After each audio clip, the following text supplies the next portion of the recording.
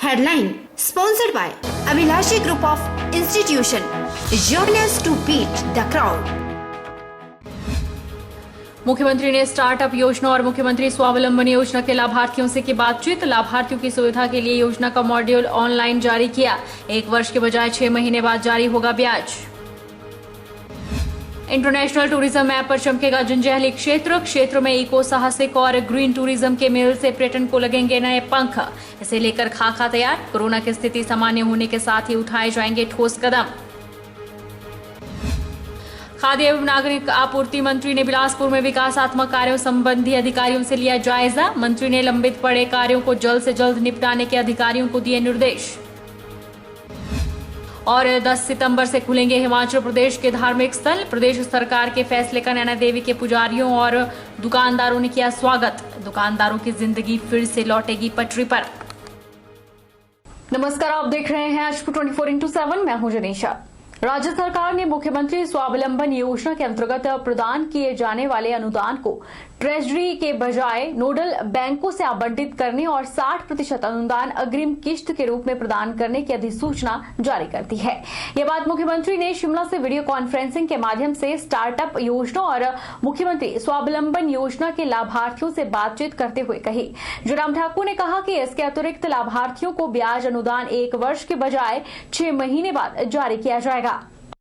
सरकार ने नई गतिविधियां जैसे ई रिक्शा, सौर ऊर्जा युक्त 3 व्हीलर, छोटी मालवाहक गाड़ी, मोबाइल फूड वैन को इस योजना के अंतर्गत शामिल करने का निर्णय लिया है। मुख्यमंत्री ने कहा कि लाभार्थियों की सुविधा के लिए प्रत्येक कार्य के लिए समय सीमा तय की गई है। बैंकों द्वारा 1 महीने के भीतर ऋण स्वीकृति प्रदान की जाएगी और महाप्रबंधक जिला उद्योग केंद्र द्वारा व्यावसायिक उत्पादन के तहत 15 दिन के भीतर शेष अनुदान आवंटित किया जाएगा।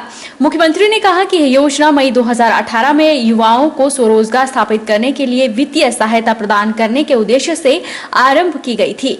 पिछले वर्ष 1415 युवाओं ने इस योजना में रुचि दिखाई और पिछले कुछ महीनों में 536 युवाओं ने योजना का लाभ प्राप्त किया। सरकार द्वारा इस योजना के अंतर्गत इस वर्ष 2000 युवाओं को लाभान्वित करने का लक्ष्य रखा गया है। मुख्यमंत्री ने कहा कि इस योजना के अंतर्गत उद्योग मशीनरी के लिए 40 लाख की अधिकतम सीमा के साथ पुरुषों के लिए 25%, महिलाओं के लिए 30% और विधवाओं के लिए 35% निवेश अनुदान प्रदान किया जा रहा है। इस कार्य के लिए बैंकों द्वारा परियोजना लागत का 90% स्वीकृति किया जाएगा, जबकि लाभार्थी का हिस्सा मार्जिन मनी के रूप में 10% होगा। वहाँ पिछले 1.5 महीने में 536 जो है वो काम शुरू हुए हैं। नौजवानों ने आगे बढ़कर के काम किया है, काम करने की हिम्मत जुटाई है और मैं आप सबको उसके लिए बहुत बहुत बधाई देता हूँ। और मैं समझता हूँ कि निश्चित रूप से आगे इस योजना को बढ़ाने की आवश्यकता है और उस बढ़ाने के लिए आप सबके जितने भी जो हमारे लाभार्थी हैं, जो बेनिफिशियरीज हैं, आप हमारे एक तरह के ब्रांड एम्बेसडर्स हैं। आप लोग भी लोगों को प्रेरित करिए, नौजवानों को प्रेरित करिए।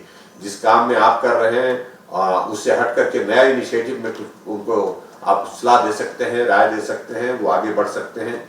और मैं उम्मीद में हूँ कि ये योजना हमारी अच्छी चलेगी और नौजवानों को बहुत बड़ा सहारा आने। मंडी जिला का जंजैहली क्षेत्र जल्द ही इंटरनेशनल टूरिज्म मैप पर चमकेगा। क्षेत्र में इको टूरिज्म के साथ साथ साहसिक और ग्रीन टूरिज्म के मेल से पर्यटन को नए पंख लगेंगे। इसे लेकर प्रदेश सरकार ने खाका तैयार कर लिया है और कोरोना की स्थिति सामान्य होने के साथ ही इस दिशा में ठोस कदम उठाए जाएंगे। वन एवं युवा सेवा एवं खेल मंत्री राकेश पठानिया ने यह बात जंजैहली में विभिन्न इको टूरिज्म साइट्स के निरीक्षण के दौरान कही। में बनेगा, इसके लिए हम यहाँ पे जो है अवसर तलाशने के लिए यहाँ पे आए हैं। पूरी टीम हमारे यहाँ पे आई है। मेरे साथ हाई पार्क कमेटी पूरी है फॉरेस्ट डिपार्टमेंट की और यूथ एंड स्पोर्ट्स की। हम पूरा इसमें इको टूरिज्म, ग्रीन टूरिज्म और एडवेंचर टूरिज्म, इसको सारा कंबाइंड करके जंजैहली को इंटरनेशनल मार्केट के मैप में लेकर आना, इस उद्देश्य से यहाँ पे आए हैं। और अब आज एक साइड देखिए, अभी शिकारी माता की तरफ जा रहे हैं। अब कल सुबह फिर और 2 साइड्स देखेंगे। अभी तो दूसरा साइड चल रहा है। हमारी कोशिश रही तो अगर सब भोलेनाथ की कृपा रही और कोविड अगले साल तक ढल गया तो अगले साल के मिड तक हम इसको चालू कर देंगे। क्योंकि सारा का सारा ये जो प्री फैब आएगा, टेंटेड एकोमोडेशन है, सारा प्री फैब है। इसमें पूरा हिमाचल का कल्चर डिस्प्ले किया जाएगा, हिमाचल के कुजीन्स को डिस्प्ले किया जाएगा, हिमाचल के नाटियों को, डांसेस को, हिमाचल का हर एक किस्म का छोटा हिमाचल जंजाली में बनाने का प्रयास करने के लिए उस दृष्टि से मैं यहाँ पे आ जाया। हिमाचल प्रदेश के खाद्य एवं नागरिक आपूर्ति मंत्री राजेंद्र गर्ग बिलासपुर जिला के 1 दिवसीय दौरे पर पहुंचे, जहां उन्होंने जिला परिषद कार्यालय के मीटिंग हॉल में विभिन्न विभागों के अधिकारियों के साथ बैठक की है। वहीं बैठक के दौरान राजेंद्र गर्ग ने केंद्र और प्रदेश सरकार के विकासात्मक कार्यों संबंधित अधिकारियों से जायजा लिया, साथ ही लंबित पड़े कार्यों को जल्द से जल्द निपटाने के निर्देश भी दिए। बैठक के दौरान डीसी और एसपी बिलासपुर सहित झंडुदा से विधायक जेआर कटवाल भी मौजूद रहे।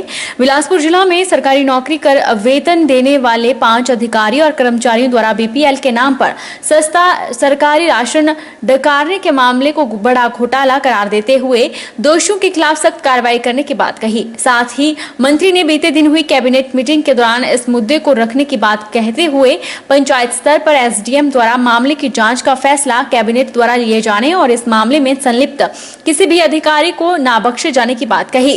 कैबिनेट मीटिंग के दौरान इनकम टैक्स पेयर्स को बड़ी राहत दी जाने की बात मंत्री राजेंद्र गर्ग ने कही, जिसमें सरकार द्वारा टैक्स पेयर्स को सरकारी डिपो से सब्सिडी पर सस्ता राशन न मिलने का फैसला लिया गया था।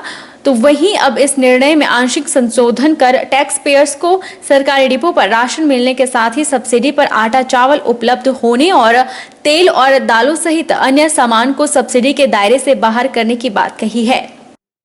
और घोटाला भी ये बहुत बड़ा है, लेकिन हमने कहा है कि जो ऐसे लोग हैं उनको ऐसे नहीं छोड़ेंगे जिन्होंने ऐसा गलत काम किया है, गरीबों का हक खाया है, उनसे उसकी वसूली होगी। और अभी कल की कैबिनेट में भी हमने विषय वहाँ लाया था और उसमें कैबिनेट ने डिसाइड किया है कि एसटीएम के माध्यम से हर पंचायत में इसकी जांच कराई जाएगी और जो भी पड़ताल होगी इसकी कि कौन कौन लोग इन्वॉल्व हैं। कोई अधिकारी इन्वॉल्व है तो अधिकारी का भी ध्यान में आना चाहिए। कोई एफिडेविट, हमने तो उस टाइम एफिडेविट मांगे थे, तो कईयों ने एफिडेविट भी दिए हैं कि हम अब बीपीएल में नहीं हैं। स्वारघाट के ग्राम पंचायत टरवाड़ के तहत एक गांव ऐसा भी है जहां अगर कोई बीमार हो जाता है तो उसे इलाज के लिए अस्पताल ले जाने के लिए चारपाई पर उठाकर करीब 1.5 से 2 किलोमीटर ले जाना पड़ता है। इसका जीता जागता प्रमाण शुक्रवार को देखने को मिला, जब लोअर टिक्कर गांव की 90 वर्षीय बुजुर्ग महिला चारपाई से गिर गई और उसे अस्पताल ले जाने के लिए परिजनों को 1.5 से 2 किलोमीटर पैदल चारपाई पर पक्की सड़क तक ले जाना पड़ा। इसके बाद परिजन बुजुर्ग महिला को निजी वाहन के माध्यम से पंजाब के आनंदपुर ले गए। परिजनों और ग्रामीणों द्वारा इसका एक वीडियो भी सोशल मीडिया पर वायरल किया है। चच्योट के गणेश लाल को 25 वर्षों से मकान नहीं मिल पा रहा है। गणेश लाल का कहना है कि हर बार की तरह सूची में नाम होने के बाद भी घर नहीं मिल रहा। आज तक 5 प्रधान बदल गए लेकिन अब भी उन्हें घर नहीं मिला। उन्होंने प्रशासन से सवाल किया है कि बीपीएल परिवार में होने पर आज तक उन्हें घर नहीं मिल पाया, आखिर क्यों? मुझे इतनी सालों से RIDP में रखा भी है, तो 5 प्रधान बदल चुके हैं, अभी किसी ने भी मेरे को मकान की सूची में आता है नाम, पर मिलता है नहीं है, वो मिलता और ही को। तो मुझे सरकार से एक रिक्वेस्ट है। नमस्कार सर, मेरा नाम नीलमणि कुमार है। मैं बीपीएल परिवार से संबंधित रखता। मेरे फादर का नाम गणेश लाल है। जो हमारे को जो 25 सालें होगी बीपीएल परिवार में, तो हमारे पास का आज तक कच्चा मकान है, जो आपको दिखाई दे रहा सामने। जितने भी मेंबर प्रधान है जो जब आते हैं, जब हमारे साथ जो बातें ही करते हैं कि आपको मकान मिलेगा और हमारे को मकान की सख्त जरूरत है। हमारा परिवार बहुत बड़ा है, एक ही मकान है, एक ही कमरा में, उसी में गुजारा करते हैं, उसी में खाना बनाते हैं, उसी में रहते हैं। हिमाचल प्रदेश सामरिक नजरिए से एक महत्वपूर्ण प्रदेश है। मंडी पठानकोट नेशनल हाईवे इस राज्य को और भी मजबूत करता है। जिस तरह से चीन अपनी हरकतों से बार बार बाज नहीं आ रहा है, इस नजरिए से पठानकोट से लेह तक भारतीय सेना के लिए यह रोड ज्यादा मायने रखता है। लेकिन लोगों में उत्साह उस वक्त देखने को मिला जब भारतीय सेना की गाड़ियां तोपें ले जाती हुई नजर आई। लोगों का भी अब यही मानना है कि चीन को सबक सिखाना ही है। आज सारा हिंदुस्तान सरकार के साथ चट्टान की तरह खड़ा है और सारे लोग चाहते हैं कि चीन के ऊपर किसी भी तरह का कोई विश्वास न किया जाए, क्योंकि पूर्व में भी वो धोखा करता रहा है और अब 1962 का भारत नहीं है। भारत बहुत मजबूत है और सारा हिंदुस्तान चाहता है कि चीन को मुंह तोड़ जवाब दिया जाए। ये जो हमारे देश के प्रति चाइना का रुख चाइना ने अपना रखा है, ये बहुत ही ढुलमुल जैसा जो है हमें प्रतीत होता है। इसका तो ये होना चाहिए कि ये जो एक तरफ वार्ता करता है दूसरे तरफ फायर करता है, तो इसका ईंट का जो है पत्थर से जवाब देना चाहिए। और जितना हम ढील बरतेंगे उतना जो है इसकी जो है ज़्यादा हरकतें करेंगी। तो मेरा तो ये विचार है कि इसको तुरंत से तुरंत जो है एकदम आड़े लेकर के, जिससे कि जो कल होना है वो आज हो जाना चाहिए। और हिंदुस्तान को नीचे दिखाने के लिए वो सीमाओं के ऊपर जो है रोजाना कोई ना कोई दंगा फसाद करता है और कहीं ना कहीं से घुसपैठ की कोशिश भी करता है।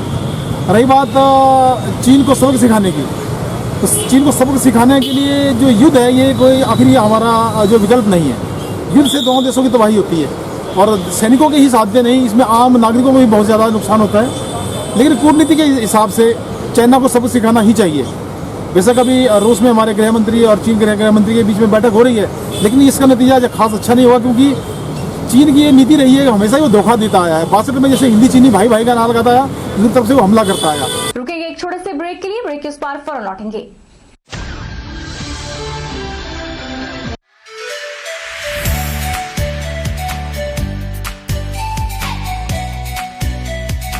Abhilashi Group of Institution.